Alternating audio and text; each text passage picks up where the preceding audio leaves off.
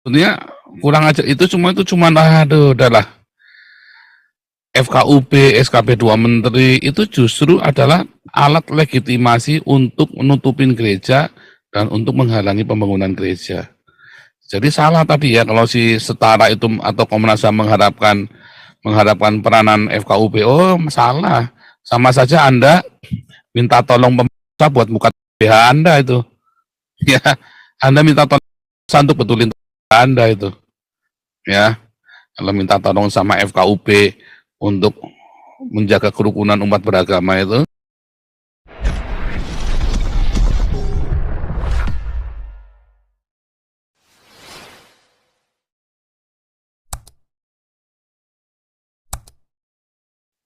Senang ya saudara ya. Oke, siapa yang mau mulai dulu boleh. Para Jauti memulai. Oke, Pastor. Silakan membahas.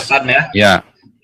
Jadi kalau melihat sejarahnya, catatannya, jangankan sekarang ini yang mempengaruhi kehidupan politik dan bernegara ini, dari sejak kita merdeka pun memang semua politisi, semua partai politik, semua kelompok-kelompok politik ya harus ini Pak, harus mengambil hati ini kelompok tertentu yang Pak Paul sebut tadi gitu. Baru kebijakan-kebijakan itu bisa jalan Pak Paul gitu. Kalau tidak nggak akan bisa jalan Pak Paul, apapun kebijakan bagus yang dirumuskan oleh pemerintah gitu. Itu nggak akan bisa jalan gitu. Jadi sangat masuk akal hipotesanya Pak Paul tadi, membuat ratingnya siapa-siapa yang bertanggung jawab terhadap hambatan pembangunan rumah ibadah untuk kelompok minoritas, terutama minoritas seperti Kristen, Katolik, Hindu, dan Buddha. Ya orang-orang ini Pak Paul gitu. Nah, tapi kita mau bilang apa? Padahal undang-undang itu justru harus menjamin setiap warga negara itu bebas beribadah gitu. Nah, kalau kita lihat, tanya kan seperti ini. Kenapa orang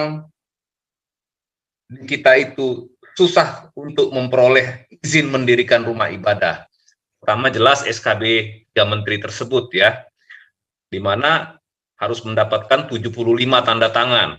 Sudah mendapatkan 75 tanda tangan lagi, itu juga prosesnya masih panjang lagi. Ada lagi nanti yang menghambat. FKUB ini menghambat ini Pak, bukan memberikan solusi atau memfasilitasi, malah menghambat saya kira. Tapi dengan cara menghambat dari dalam gitu. Jadi mereka dalam kelompok elit pengambilan keputusan itu bahkan menekan yang minoritas ini, bukan memperlancar gitu Pak Paul. Nah, itu yang pertama. Jadi akhirnya kenapa orang-orang minoritas, orang Kristen tidak beribadah di gereja? Karena mereka tidak punya rumah ibadah, karena tidak diberikan izinnya, karena tidak difasilitasi oleh pemerintah gitu. Nah, akhirnya ya bagaimanapun kebutuhan dasar dan kebutuhan hak asasi manusia kan adalah beribadah sesuai dengan keyakinannya. Bagi orang yang sangat sekuler mungkin dia senang nggak usah beribadah, nggak usah ke gereja, nggak usah kemana-mana. Tetapi bagi sebagian masyarakat, itu beribadah itu merupakan kebutuhan hidupnya sebagai warga negara. Jadi ketika dia beribadah tidak ada gereja, ya akhirnya dia beribadah di rumah, akhirnya dia beribadah mungkin di pendopo, atau dia beribadah di mall, atau beribadah di ruko, terpaksa Pak, karena nggak ada izin gitu. Tapi ketika ada izin, tiba-tiba nanti datang ormas yang digerakkan oleh kelompok-kelompok elit ini kemungkinannya ya, karena pernah ada yang kasus di Sulawesi itu, salah seorang yang melarang ibadah itu mengatakan bahwa kami sudah melaksanakan tugas kami pada kelompok tertentu gitu. Dia mengatakan seperti itu. Jadi kalau kita lihat ini dibuat seperti lingkaran yang tiada ujungnya Pak gitu. Tiada ujungnya. Kenapa orang terpaksa beribadah di rumah? Ya karena nggak ada gerejanya. Kenapa gerejanya nggak ada? Ya karena nggak dikeluarkan izinnya, karena dipersulit gitu. Nah, jadi inilah terus-terusan gitu ya, seperti ini. Terlepas dari motivasi yang tadi kata Pak Paul, bisa jadi motivasinya uang atau bisnis atau ekonomi gitu ya. Bisa jadi motivasinya politik. Bisa jadi motivasinya ideologi. Supaya orang menjadi tidak cerdas, supaya orang tetap bodoh selalu, Pak, gitu. Nah, itu yang mungkin terjadi. Nah, kita nggak tahu bagaimana akhirnya nanti ini ujungnya gitu. Jadi artinya lucu, kita punya konstitusi. Kemarin saya udah buka sendiri ya mengenai sejarahnya kemerdekaan kita, bahwa Angkatan Laut Jepang itu sudah memperingatkan kalau daerah-daerah Kalimantan, Sulawesi, Indonesia Timur itu 7 kata dalam pembukaan Undang-Undang Dasar itu tidak dicabut atau dirubah, maka mereka tidak mau bergabung dengan Republik ini. Ya, itulah persyaratan kontrak sosial itu, Pak, sebagai bangsa, persyaratan konsensus itu. Jadi kalau sekarang ini kita sebagai bangsa, terutama kaum minoritas, yang minimalis sekalipun untuk beribadah nggak bisa dipenuhi, loh apa gunanya kita bernegara dan berbangsa gitu, Pak Paul? Kita gunanya gitu. Kalau sampai itu aja nggak dipenuhi, ya sudahlah, mendingan sendiri-sendiri saja, kan seperti itu. Seperti yang dikatakan oleh Pak Santi Amer beberapa waktu yang lalu. Nah ya, hak dasar kita juga nggak dipenuhi, HAM kita nggak dipenuhi gitu. Itulah kesulitannya, Pak. Jadi, mungkin ini yang perlu diperhatikan ke depan. Kelihatannya ini seperti api dalam sekam, Pak Paul. Sekarang ini sudah mulai orang-orang itu ya, di Batak lah ya, itu nggak mau menjual tanahnya. Kenapa? Siapa tahu satu waktu jadi khilafah kita pulang ke tanah Batak, kita bikin negara sendiri. Udah seperti itu, Pak Paul. Udah seperti itu. Dan saya kira di daerah-daerah lain juga begitu. Jadi udah pasang kuda-kuda semua. Kenapa? Karena melihat situasi yang terakhir ini semakin mengerikan, Pak. Kita tadinya berharap banyak kepada bangsa ini dan negara ini, tapi lama-lama mungkin orang sudah kehilangan keyakinan. Kira-kira seperti itu dulu, Pak Paul. Mungkin yang lain mungkin akan melanjutkan. Terima kasih, Pak Paul. SKP itu, FKUP itu syarat 60 orang pun, 75 orang pun syaratnya ya. Begitu bisa dibatalin semua. Akhirnya sebetulnya kurang aja, itu cuma aduh udahlah. FKUP, SKP 2 Menteri itu justru adalah alat legitimasi untuk menutupin gereja dan untuk menghalangi pembangunan gereja. Jadi salah tadi ya kalau si Setara itu atau Komnas HAM mengharapkan peranan FKUP. Oh, salah. Sama saja Anda minta tolong pemerintah buat buka Anda itu. Ya, Anda minta tolong pemerintah untuk betulin Anda itu. Ya. Kalau minta tolong sama FKUP untuk menjaga kerukunan umat beragama itu ya sama saja. Begini, Pak Paul, kok ngasih izin tuh tanggung banget 2 tahun gitu. Kok ada orang izin beribadah harus ditentukan oleh pemerintah 2 tahun gitu baru boleh beribadah, baru dia boleh ini lagi, baru diperpanjang izinnya gitu. Kan jangan ini motivasinya seperti yang Pak Paul katakan tadi, ujung-ujungnya UUD juga Pak Paul gitu. Supaya nanti bayar lagi gitu Pak Paul. Nah itu yang iya buat perpanjangan. Ya buat perpanjangan. Nah itu sama aja kan, Jisa kan. Nah itu istilah teologis lah ya Pak ya. Tapi kalau saya melihat arahnya ya jangan-jangan ke sana gitu. Kita timbul pertanyaan kan. Jangan-jangan seperti itu gitu. Ya karena ketika perpanjangan bayar kan juga sama ulama juga ya tadi Jisa. Lalu polisinya sebagai penjaganya. Jadi aparat tadi yang saya bilang tadi, penegak hukum itu hanya ikut, ya kalau kamu begitu ya kita ikutan aja, kayak gitu loh. Jadi yang keroknya bukan polisi, tetapi ya ulama Islam ini. Ya. Ya silakan Pak, silakan. Enggak, tadi kan saya dapat WA. Katanya di Undang-Undang nomor 40 pasal 4 sama 16 itu bisa dipakai untuk melawan orang-orang ini. Jadi kita melawan pemerintah ini udah nggak bisa. Masa udah gereja itu izin pembangunan ke satu, kedua habis itu izin beribadah cuma 2 tahun. Terus edan ini, jadi orang mau ibadah. Nah kalau kita telusuri secara fair, ini masjid-masjid di Indonesia ini ada nggak ini surat-surat yang beginian ke satu? Jadi gimana? Jadi solusinya menurut saya, kita ini harus melawan.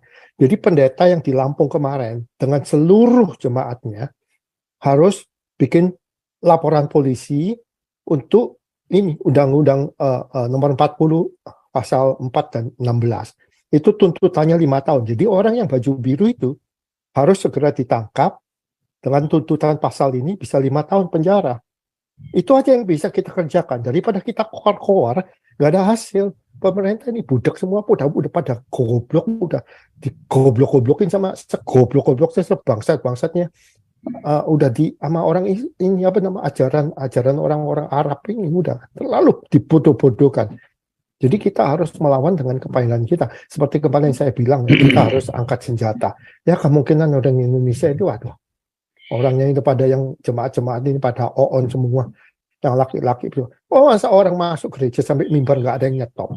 Jadi pada nggak berani kalau untuk angkat senjata. Jadi secara pintar, secara bijaksana ya kita harus melawan melalui hukum mereka yang ada. Nah ini informasi bagus sekali ya tadi pagi saya dengar. Itu pasal 40 Undang-Undang pasal nomor 40, pasal 4 dan 16 itu mesti riset, kita mesti tanya Pak Adi dari LQ Law Firm. Di mana itu? Katanya sih polisi harus menangkap dan tuntutannya itu bisa 5 tahun. Itu aja. Jadi lebih banyak jemaat yang filing a police report, lebih kuat case-nya. Gitu aja deh. Undang-Undang nomor 40, Pak. Katanya iya, saya tadi lihat di WA, saya nggak nyatet sih. 40 pasal 4. Undang-undang lama apa baru ya? Waduh, saya nggak tahu deh. Undang-undang lama, Pak. Undang lama ya. Ya undang-undang emang ada expiration-nya. Udah kan, ini kan kita pakai yang baru kan, yang 3 tahun lagi kita pakai undang-undang yang baru. Undang-undang nomor 40 pasal 4 dan 16 ada 2 pasal katanya. Saya kurang tahu, ini informasi gitu aja. Jadi orang-orang anak-anak Tuhan ini harus melawan, harus berdiri. Masa saya lagi panas. Masa orang kita digebukin ya diam aja. Iya, oke, kasih Tuhan. Undang-Undang nomor 40 pasal 4 dan 16 katanya. tahun berapa itu ya? Aduh, saya nggak tahu deh. Makanya mau tanya klarifikasi sama Tentang apa itu, Pak? Tentang ini hak asasi manusia, hak asasi untuk beribadah, hak asasi untuk hak asasi.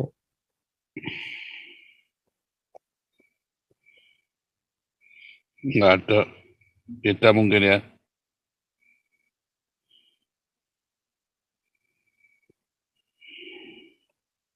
Ya nanti saya cari lagi deh. Soalnya informasinya limited. Waktu dengar saya bilang, this is a great idea. Ini Undang-Undang nomor 4 tahun nomor 23 2002, setiap anak berhak untuk dapat hidup, bertumbuh, berkembang, berpartisipasi. Oh, jadi undang-undangnya ada expiration-nya ya, ada banyak Pak, undang-undang itu banyak Pak, dan itu bisa undang-undang itu bisa dibatalkan oleh undang-undang yang terbaru. Begitu muncul yang terbaru, maka yang lama otomatis batal. Gitu. Di kasusnya Pak KC, justru yang lama diperlakukan lagi Pak, yang sudah dibatalkan. Ya, makanya kan kemudian direvisi. Ininya kan direvisi kan, hukumannya dari 10 tahun jadi 6 tahun kan. Jadi kasusnya KC itu pasal undang-undang nomor berapa itu, satu kemarin ya, undang-undang nomor berapa itu dipakai untuk supaya KC bisa tetap disidang karena ancamannya 10 tahun. Ya kan? Makanya setelah divonis 10 tahun, lalu Amnesty Perancis kan nulis surat ke Amnesty Indonesia. Nah, itu dipakai. Jadi dipakainya undang baru, jadi hukumannya 6 tahun. Undang-undang elektronik tetap yang dipakai. 4 tahun ditambah 2 tahun kan? 6 tahun kan? Kan hukuman penistaan agama, melanggar undang-undang elektronik minimum hukumannya 4 tahun, ya kan? Nah, jadi bisa 6 tahun. Pasal hoax itu kan, KC kan kena pasal hoax itu kan, Undang-Undang nomor 14 1968 ya, 66 ya, pasal hoax itu Undang-Undang nomor 14 pasal 66. Nah, itu digunakan untuk nahan KC karena waktu itu dikasih makan tai segala macam, sehingga tertunda sidangnya. Harusnya bebas demi hukum. Harusnya KC bebas demi hukum, tapi pengacaranya goblok, ya. pengacaranya goblok. Ya, Nah, ya kan? jadi bottom line Pak Pol, anak-anak Tuhan ini harus berdiri melawan, membela diri. Jangan diam-diam terus. Itu aja yang saya pengennya gitu. Jadi kita jadi orang on, sitting there like sitting duck, you know. Harus ada keberanian. Bikin aja laporan polisi. Kenapa? Apa susahnya sih?